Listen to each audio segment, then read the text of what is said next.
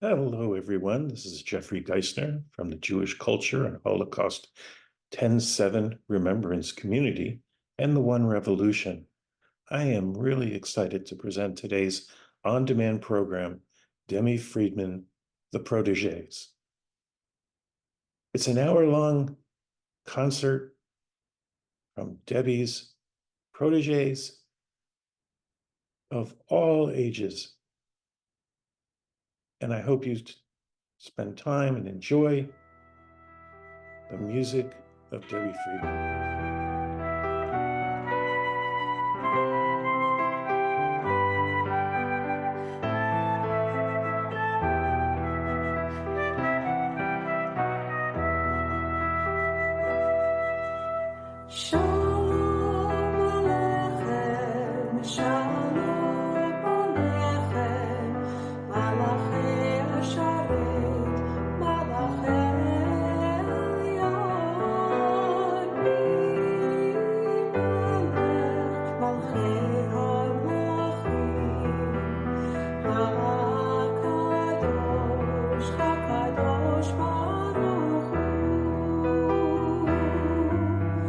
But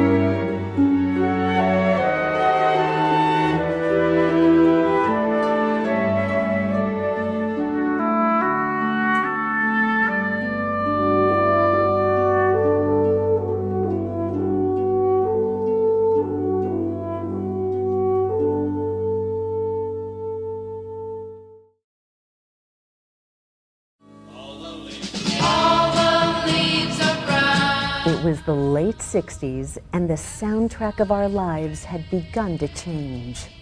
Our young people were responding to a new generation of artists who were singing a creative blend of poetry, folk music, spiritual, and political messages.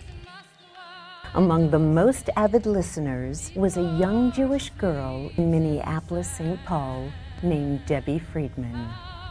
Quiet, unassuming, and perhaps the most unlikely to become a cultural icon, Debbie began to fuse her passion for the new music and her love of Judaism.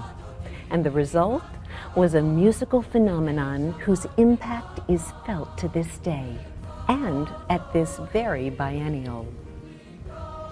We all began to see the world through her eyes, through her words, through her music, and through her passion. Suddenly, prayer became music, and her music became inspiration for a new generation.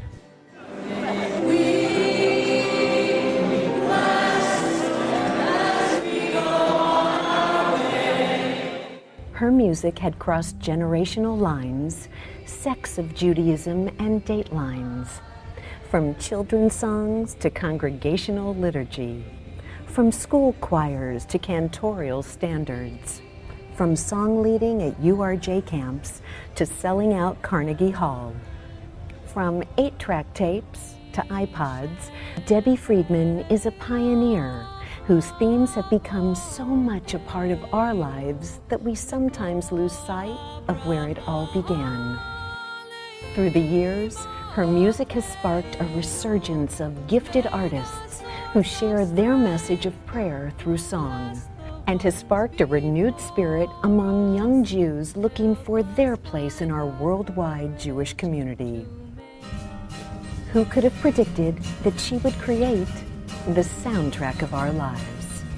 Sing unto God, sing a new song, oh sing praises to God, give thanks to Him with a song. I had a copy of Sing Unto God, which was her first album, that she gave me on tape before it was ever pressed. And I sat down at camp one summer day with a group of rabbis, a small group of rabbis, and played it. And they looked at me and said, "It's very nice, but this is not what we understand, what we do, or what will happen in our synagogues." On the other hand, song leaders and the kids were ecstatic and taken by it and captivated and made of it their own in no time at all. Today's the day we take our stand, the future's ours to hold. Debbie was one of the first individuals to combine Hebrew and English words in the same text. Think of Lechi Lach, to a place that I will show you. Or the Mishaberach with words in Hebrew and English. The English tells you exactly what the song is about, what the prayer is about, even if you don't understand the Hebrew. And she was able to get us feel comfortable singing Hebrew words because she gave us the English language spiritual overlay, which can be translated into any language. It was a very creative spin. And frankly, Debbie reintroduced English into the American Reform vocabulary in the 1970s after it had been totally banished.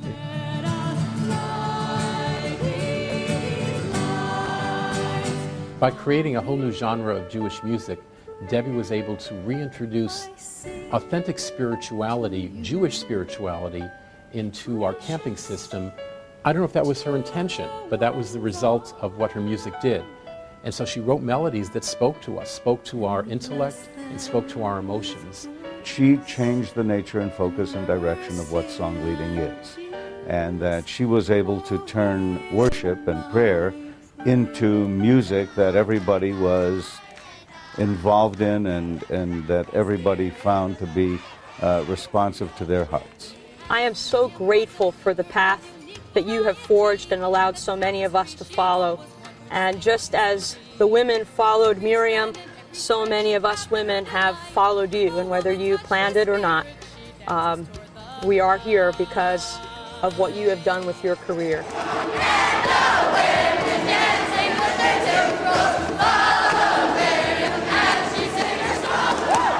and she's inspired multiple generations now of song leaders and people in the Jewish music field to realize that there are no boundaries, that it's all about inspiration and making people feel happy.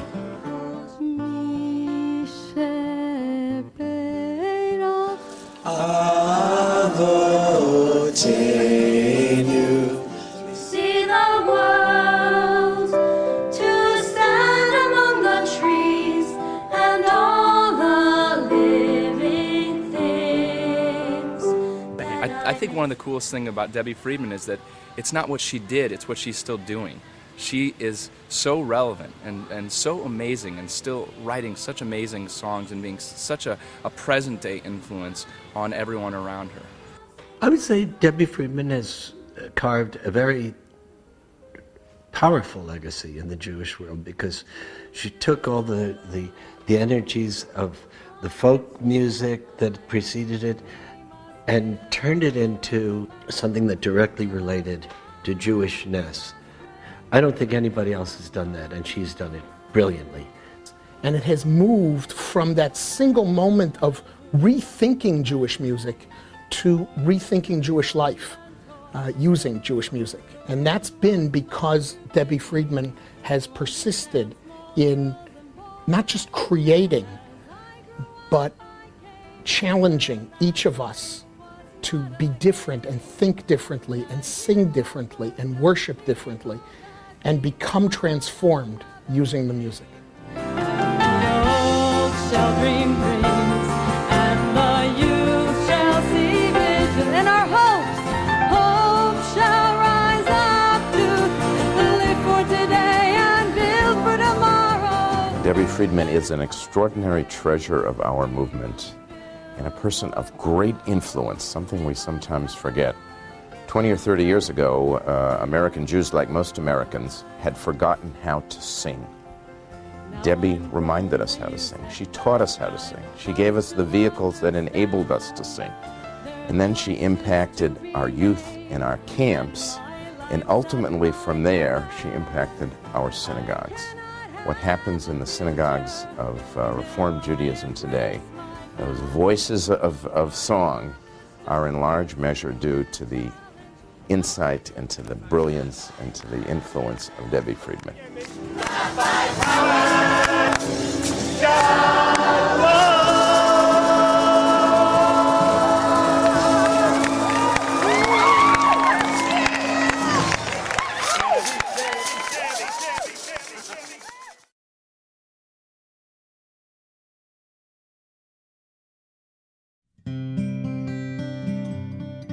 One day, a melody came to me on a bus ride. I did not know at that time that I would be able to write lyrics, so I set the music to the V'ahavta, Thou Shalt Love. And thou shalt love the Lord thy God. And 2 weeks later, I taught it to a group of teenagers who helped me to realize that singing contemporary melodies was one way in which people would be able to connect to a tradition from which many had been alienated. And all these words which I command you. When I saw the effects of this music upon liturgy and then upon those who sang it, I realized that writing liturgical music was to be my passion. And thou shalt teach them. I feel that I have been blessed with a gift to create this music. I do not take ownership because I do not feel that it is mine. I am totally committed to working to reach as many people as I can through this music and through the liturgy, that we might perpetuate our Jewish values and our Jewish heritage. People are an inspiration to me and for me. It is because of people that I write. I am often moved by them and what they choose to do in their lives. I am moved by losses and by newfound hopes and ideals. No matter what it is that moves me, there is a connection between being touched and the awareness that there is a presence, a power greater than ourselves, with whom I am able to connect more deeply, through music and through liturgy. And this is something I wish to share with any and all who choose to share it with me. That ye may remember and do all of my commandments and be holy unto your God, unto your God, unto your God.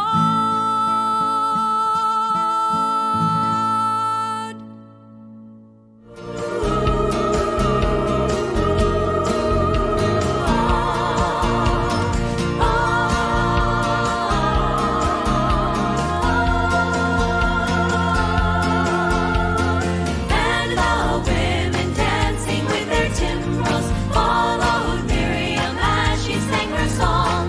Sing a song to the one whom we've exalted. Miriam and the women danced and danced the whole night long. And Miriam was a weaver of unique variety. The tapestry she wove was one which sang our history. With every strand and every thread she crafted her delight. A woman touched with spirit, she dances towards the light. And the women dancing with their timbrels followed Miriam as she sang her song. Sing a song to the one whom we've exalted. Miriam and the women danced and danced the whole night long. When Miriam stood upon the shores and gazed across the sea, the wonder of this miracle she soon came to believe. Whoever thought the sea would part with an outstretched hand, and we would pass to freedom, march to the promised land. And the women dancing with their timbrels followed Miriam as she sang her song. Sing a song to the one whom we've exalted. Miriam and the women danced and danced the whole night long. When Miriam the prophet took her timbrel in her hand, and all the women followed her just as she had planned. And Miriam raised her voice in song, she sang with praise and might. We've just lived through a miracle, we're going to dance tonight. And the women dancing with their timbrels followed Miriam as she sang her song. Sing a song to the one whom we've exalted. Miriam and the women danced and danced the whole night long. Miriam and the women danced and danced the whole night long. Miriam and the women danced and danced the whole night long.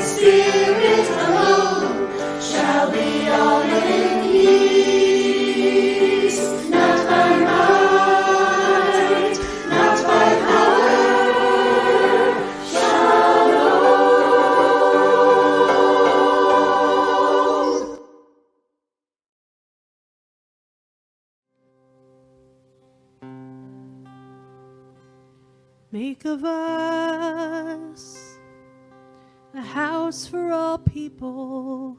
Gather us in hope for all people. Surround us in peace for all people. In a wholeness and in love. Shalom Rav al Yisrael Amcha Tasim Leolam. Shalom Rav al Yisrael Amcha Tasim Leolam. Shalom Rav al Yisrael Amcha Tasim Leolam. Shalom Rav al Yisrael Amcha Tasim Leolam. Ki atahu melech adon lechol hashalom. Ki atahu melech adon lechol hashalom. Lechol hashalom. Shalom Rav al Yisrael Amcha Tasim Leolam. Shalom Rav al Yisrael Amcha Tasim Leolam. V'tov beinecha levarech et amcha Yisrael. Bechol eitu bechol shah bishlomecha. Bishlomecha. Make of us a house for all people. Gather us in a home for all people. Surround us in peace for all people. In a wholeness and in love. Make of us a house for all people. Gather us in a hope for all. Surround us in peace for all people. In a wholeness and in love. Shalom Rav al Yisrael Amcha Tasim Leolam. Shalom Rav al Yisrael Amcha Tasim Leolam. Tasim Leolam. Tasim Leolam. 1, 2, 3.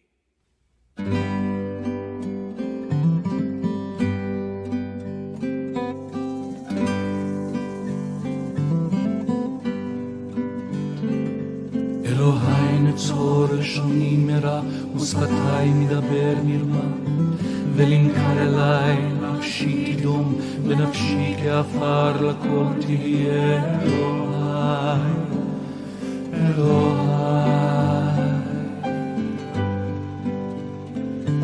אלוהי נצור לשוני מרע ושפתי מדבר מרמה ולנקר אליי נפשי תדום ונפשי כעפר לכל תהיה אלוהי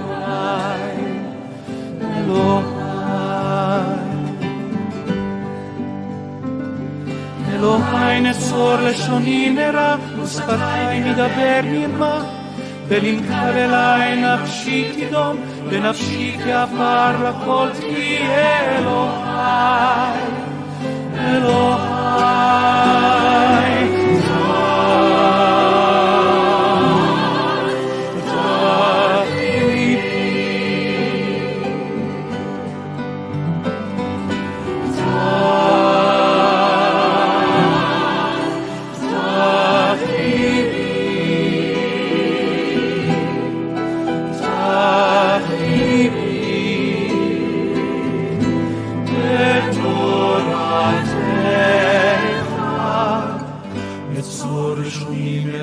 ושפתי מדבר מרמה, ולנקר אלי נפשי תדום, ונפשי כעפר לכל תהיה אלוהי, אלוהי. אלוהי נצור לשוני מרע, ושפתי מדבר מרמה, ולנקר אלי נפשי תדום, ונפשי כעפר לכל תהיה אלוהי, אלוהי. יהיו לרצון אמריתי, מהגיון ליבי לפניך, אדוני, אדוני, אדוני צורי, אדוני צורי, אלוהי.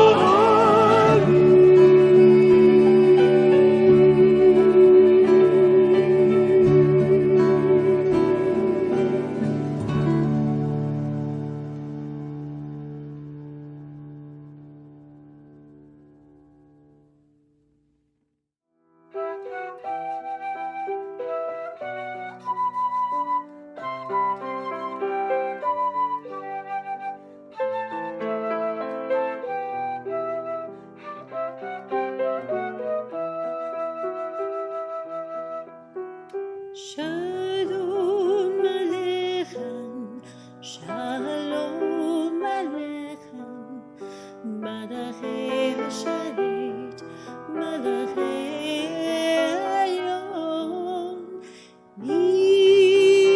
Melech Malchei Hamlachim, HaKadosh, HaKadosh Baruch Hu.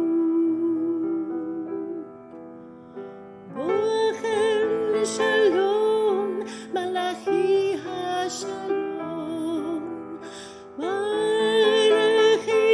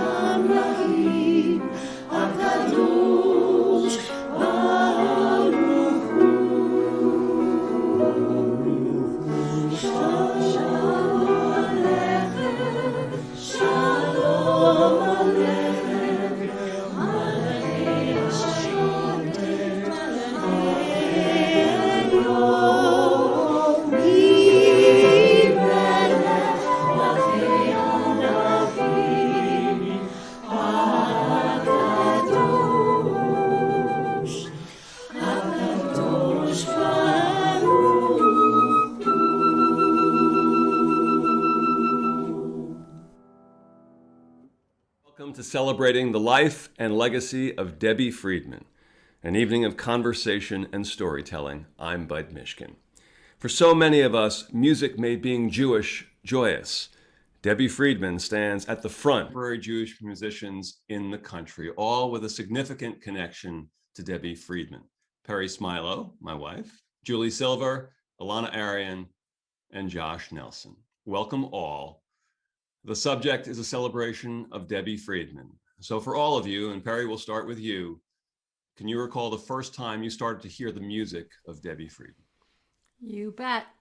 I was a song leader in junior high school, and I played the guitar, and I was listening to Carole King and James Taylor, and suddenly there was this woman who was singing in Hebrew and English, this stuff that made my youth group life amazing, and I wanted to be just like her. Julie, how about for you? A first time that you heard the music, and then eventually a first time when you met her?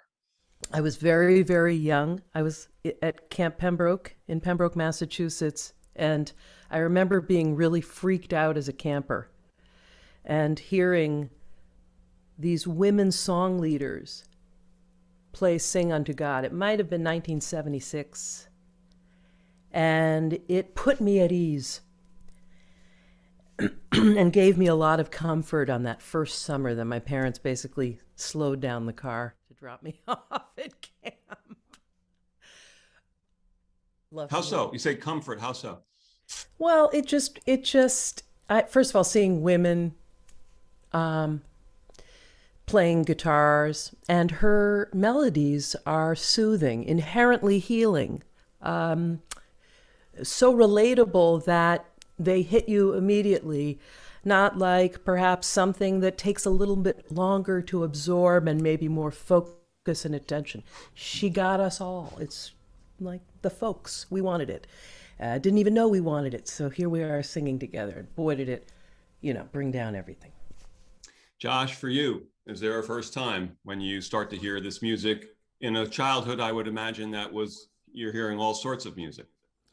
Actually, it's a bit of an embarrassing story because I got in a lot of trouble. There's no relationship to the Debbie song why I got in trouble, but the first time I heard a Debbie song, I did get in trouble. I was in first grade in Hebrew school in a very conservative synagogue in southeastern Massachusetts with a very small, lovely woman. I believe her name was Mrs. Picard. She was probably about 4'3", and she had been teaching at this Hebrew school for 30 years. I mean, like, she was an institution. So I was sitting on a little table, like a little kindergarten first, and I was swinging my legs, and we were all learning Debbie's Aleph Bet, although I did not know that's what it was at the time. And the school had the synagogue had a really wide variety of people in it from a lot of Jewish backgrounds. So I learned it as Samechayin Pefe, Tzadi Kuf Reis, Shin, Sin, Tav, and Sav. And I really was sure that was how it was written. And she was walking by and she said, "Now you, Josh." And without realizing, I was swinging my legs on the table. I cracked this woman right in the kneecap. And she fell. And the class continued to sing, unaware that she had fallen. And I have this moment of Debbie's Aleph Bet singing. My teacher now, in my 6-year-old mind, completely crippled on the ground. And the future of my life absolutely over. So what you're saying essentially is that her music induced you to commit bodily harm. No, but I do think it was bad. I mean, look, kicking the teacher aside, which is my favorite part of the story, I do think it was amazing that in an environment that was pretty Judaically closed off and in its own little bubble, that even there at that time, her music had permeated. They had no idea from where it had come. They didn't know who had written it or what that person stood for, but they knew that it worked and it was powerful and it passed on Jewish learning and messaging in a way that was really tangible. So it's extraordinary to recall. Now, Elana, you grew up in a situation where your mom and dad, Mary and Rami Arian, your mom's very close to Debbie through the years, and your mom and dad are song leaders, through the years. So I'm imagining you hear a lot of Debbie Friedman music growing up just in the house. Is that true? Yeah, you're imagining correctly. When you asked that question, I was thinking, I don't know if I remember a time in my life that I didn't know Debbie's music. I mean, from the time that I was aware of music, it was present, and I feel really grateful for that. I think one of my earliest memories is of being affectionately called a fac brat at URJ Kutz Camp in Warwick, New York. And I would, after dinner, it was one of my favorite places because I was allowed to just kind of roam free, like a free range cattle, and nobody was really paying attention to us. And so after dinner, we would go up to the cabins and change into our pajamas, come back for the song session at the end of dinner. And so I have lots of really visceral memories of being in my, footy pajamas with my head on the table, kind of dozing off to Debbie Shema, or being asleep and being awoken by, a very rousing floor shaking, not by might, by, hundreds of almost screaming teenagers. So it feels like the sound of my life from the earliest musical memories that I have, really. I mean, one of my sort of stories about Debbie that come up often as I'm doing this work, people ask me how I got into this work, and I kind of talk about it as, sort of like a family business. And for a long time, I had the relationship with it that people have with their family business, right? Like, people who there's 10 doctors in their family, and they're just like, look, I'm not going to be a doctor. I'm my own person. I do other stuff. And like, you fast forward and, they have a lovely practice somewhere. So I think in some ways that's my story, that I kind of resisted this path for a long time because of feeling like it was a path that had been, already cleared by my parents, and I sort of resisted that way for a long time. And I think Debbie was one of the people who pushed me the hardest. For about 10 years after I graduated from college, I was working as a secular folk singer, girl with guitar kind of thing, and touring around and traveling, and I loved that work. And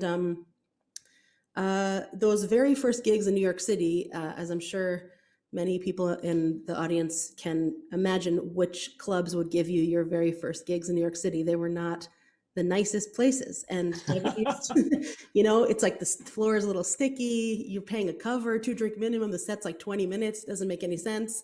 And Debbie used to come and hear me play in those places. And we had this kind of ongoing joke, like really until she died. She would come to hear me play, and she would, always be surprised that somebody recognized her and knew who she was and think it was so funny and whatever.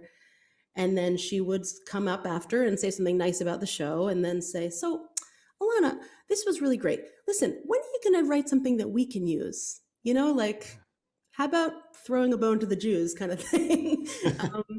And I really it was like a playful thing we had. I was like, oh, Debbie, I'm never doing that. And she really did that every time she heard me play.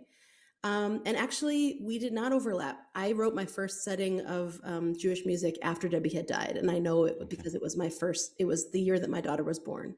And so I never really got to share this part of me with her.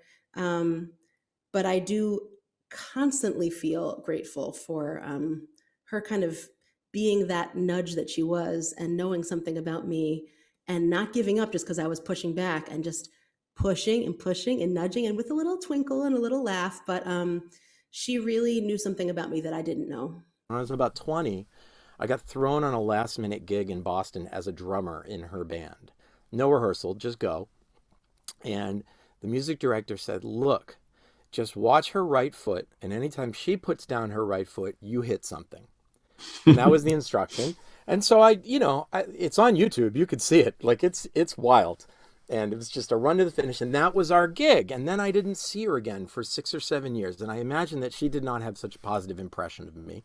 I was not such a sociable kid at that time. And, she did not suffer fools.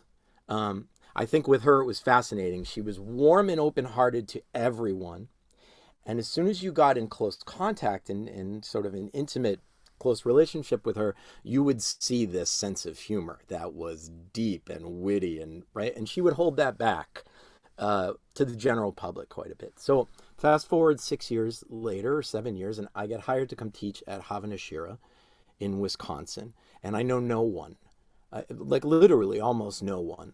So the faculty is sitting around on Saturday afternoon in the dining hall doing like a Sudash Shlishit kind of, beautiful singing, and I don't really know the protocol of this gathering, so I'm kind of sitting on a bench off to the side, just kind of playing along quietly. I don't know a lot of the songs. I'm just kind of noodling. Debbie walks in. She looks around the room, and everyone is sitting in a circle, and I'm kind of on the side. And she takes out her guitar, and she sits down next to me. And now I'm intimidated. Not because she's Debbie Friedman, because I didn't have that kind of sense of awe simply because I hadn't really been exposed to her. I was just sort of nervous because she was on the faculty, and I didn't know if I was going to get a talking to. But I'm just noodling and playing over changes, and suddenly she is noodling and playing over changes. And we sat there for about 30 minutes. We said nothing, but we had an incredible conversation. And she showed me a respect as a human being and a willingness to not only say, welcome to our little club, but to be vulnerable with me, I think as far as a musician, in one of the most vulnerable of ways. She was not a world-class guitar player, but what she was a world-class musician. Josh, we're with you, so let's start with you. Is there a little something, either of Debbie's or of your own, that you feel like this is Debbie's influence? Sure. She really had a message beneath everything, like this very simple kind of message. And I heard it as, whatever joy a person is capable of enjoying and experiencing in their life, that is only possible because they can experience a converse amount of joy. Of pain. That your ability to experience one emotion is dependent on your ability to experience the other. And you can live a flatline life and know no joy and no pain, but that is not a life that is lived. So with our great joy comes our great pain, and all of our mourning someday will turn to dancing.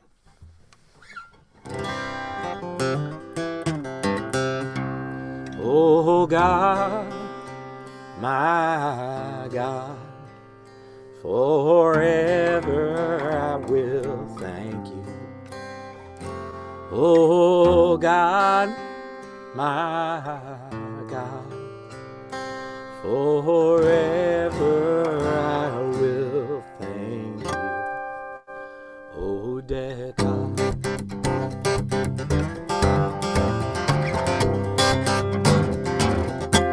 My morning into dancing, so that my soul might sing to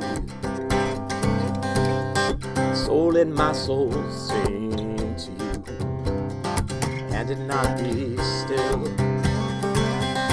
Turn my morning into dancing, so that my soul might sing to you. So let my soul sing to you, and it not be still. Oh God, my God, forever I will thank you. Oh God, my God, forever I will thank you. Oh dear God. I just feel like that sums her up to me in such a way. This is a woman who did not have an easy journey. This was a rough journey filled with moguls and challenges. And through it all, the thing we remember about her, when you talk to anyone who met her, is that it wasn't that she hid that pain. It wasn't that she pretended it wasn't there. But she overcame it with joy in every interaction, in every chance she had to have even the slightest effect on someone's life. She took it. This is Debbie's setting of Shema Kolenu, asking God to hear our voices. And for me, there's something in here. It's reflected in what Josh was saying. Something of the deep, the crying out, the pain that comes from that crying out, and then this unbridled joy in the closing section, the wordless section, and the way that the two things fit together feels like so quintessentially a Debbie, and is so inspiring to me to try to capture both of those in one piece. Shema Kolenu Adonai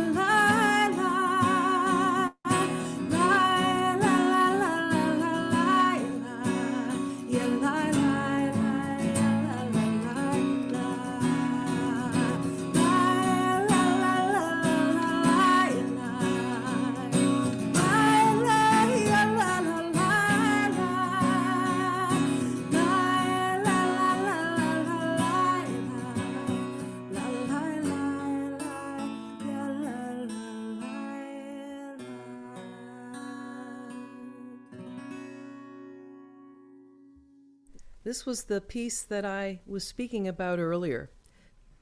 I'll tell you.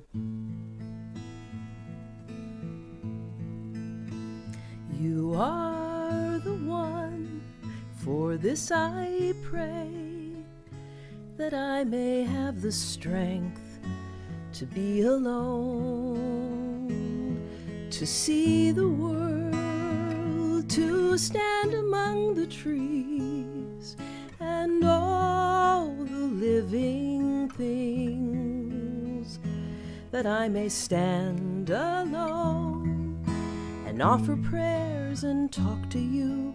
You are the one to whom I do belong.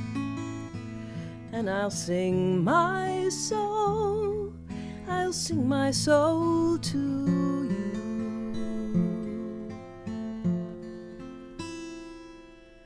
And give you all that's in my heart. And so this one song that connected us so deeply, that connected her to our people so deeply on such another level. Truly, it's anthemic in my life. I sing it to myself all the time, you know. And truly, you know, I sang this piece at her funeral, and it really, the circle of that song is unending. And I love her for what she wrote and how she allowed me to write my life. I had it easy. I had it easy because she had the arrows in her back. Per, bring us home. So what blows me away about this, you guys, is that it's important that the audience know we did not share what songs we were going to sing today. And we all picked a different song, and we all picked them for the same reason. So the piece I'm going to play, it's quite short. I picked because it talks about the gifts and the burdens that are endemic in our lives. And one of the things that Debbie and I shared was that we both lived with chronic illness. And it was a bond between us, as it was between Debbie and many people who experienced illness.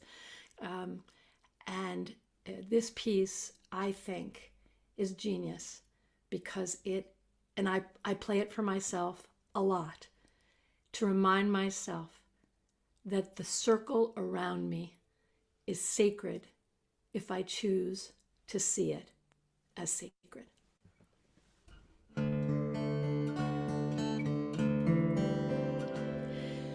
The time is now. We've gathered round. So bring all your gifts and bring all your burdens with you. No need to hide. Arms open wide. We gather as one to make a makom kadosh. We come to tell, we come to hear, we come to teach, to learn, we come to grow, and so we say, listen carefully. The time is now. Sing to the one. God's presence is here. Shekhinah, you will dwell among us. We'll make this space a holy place. So separate, so whole. Rejoice every soul who enters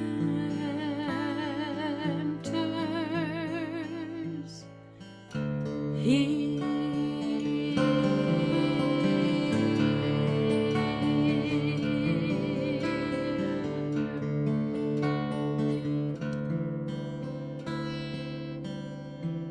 I miss you, Debbie.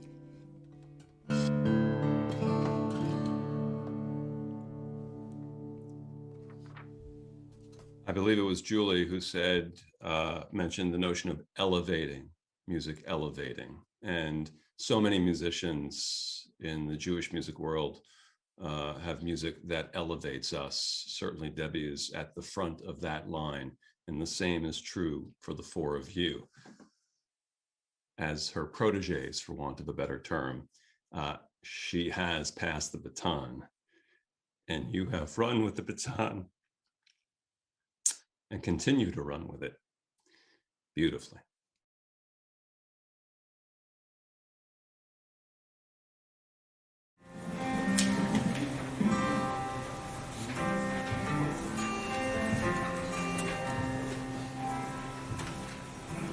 Oh, say shalom, be Roman. Oh, say shalom, be Roman. Uyase, uyase, uyase shalom, uyase, uyase. Uyase shalom, uyase, uyase, uyase shalom. Alleluia.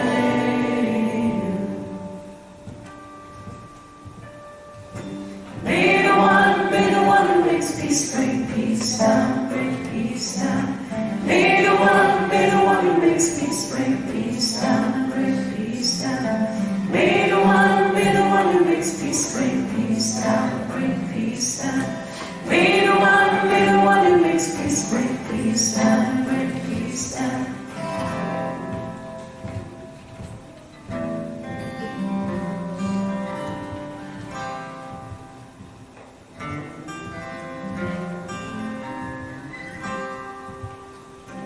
Oh, say shalom, be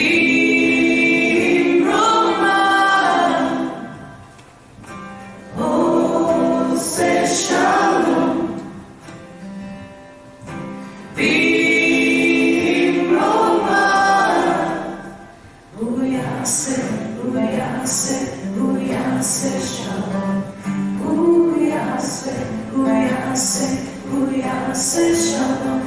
Uyase, uyase, uyase shalom. Alleluia.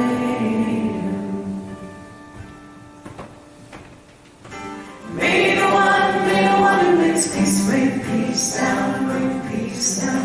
May the one who makes peace bring peace down, bring peace down. May the one who makes peace bring peace down, bring peace down.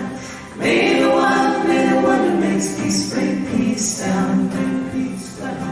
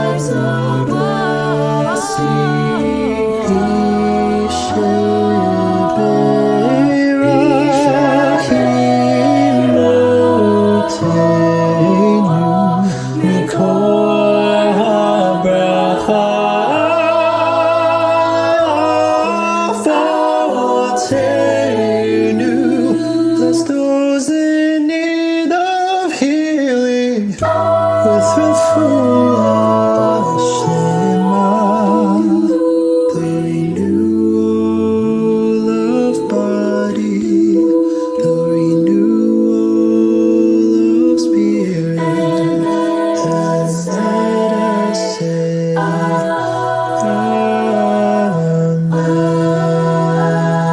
Amen, and let us say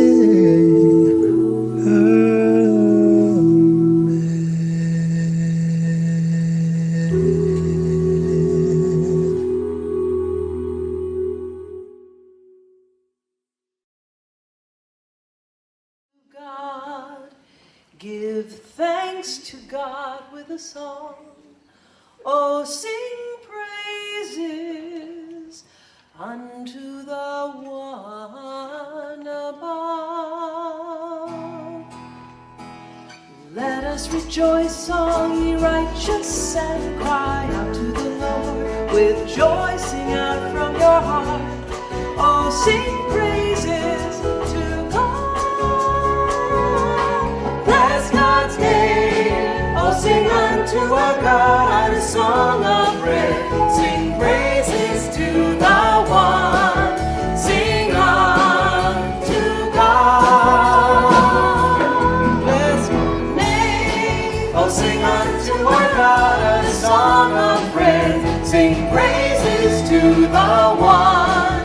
Sing unto God. You sing with us. Sing unto God, sing a new song. Oh, sing praises to God. Give thanks to God with a song. Oh, sing praises unto the one above. Let us rejoice, all ye righteous, and cry out to our God. With joy sing out from your hearts. Oh, sing praises to God. Bless God's name. Oh, sing out to our God a song of praise. Sing praises to the one. Sing on to God. God's name. Oh, sing unto our God a song of prayer. Sing praises to the one. Sing unto God. Sing unto God, sing a new song, oh sing. Sing unto God, sing a new song, oh sing. Sing unto God, sing a new song unto God. Sing a new song to God.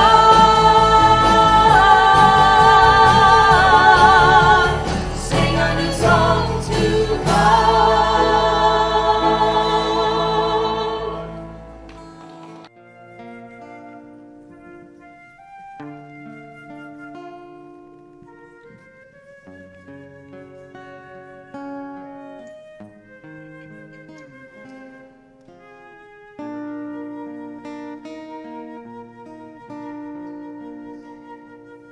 אתה אחד ואין שני,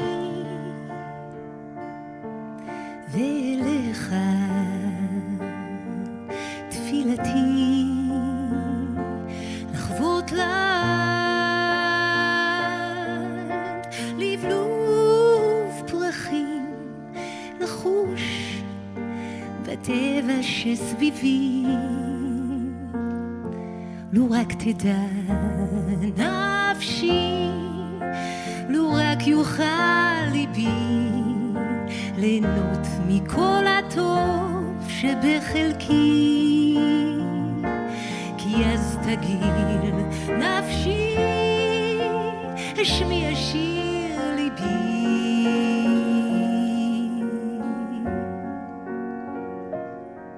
לכבודך שלך תמיד אני.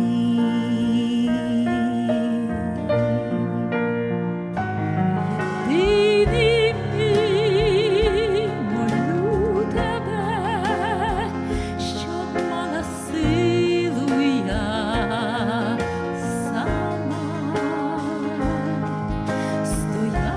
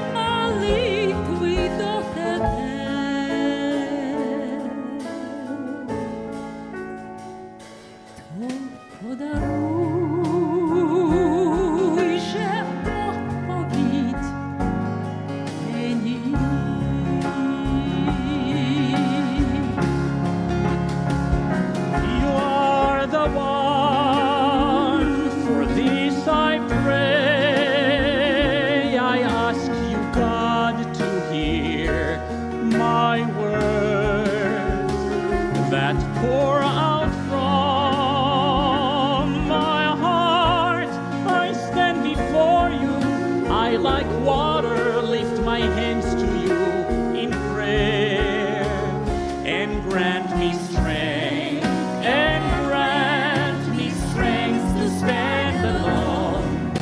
You are the one to whom I do belong, and I'll sing my soul to you,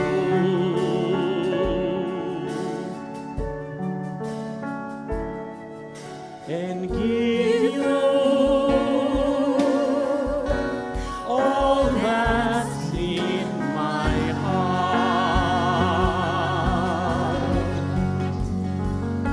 You are the one. For this I pray, and I'll sing my soul to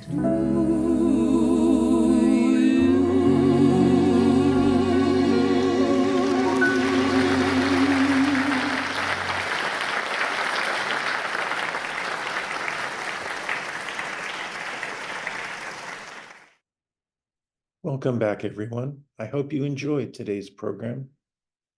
Debbie Friedman, The Proteges. Her beautiful, eclectic Jewish music is just lovely to listen to. And throughout the summer, you'll hear more on-demand programming from the Jewish Culture and Holocaust Remembrance 10-7 communities and the One Revolution. We look forward to having you join us for each and every one of our programs this summer. Bye now. Thank you for watching us. Thank you for joining us virtually. And we spoke a little bit about the journey of the life of Debbie. And each of us, we have our journeys. And we say, Hazorim bedim'ah, berina yikzoru. Those who sow in tears will reap in joy.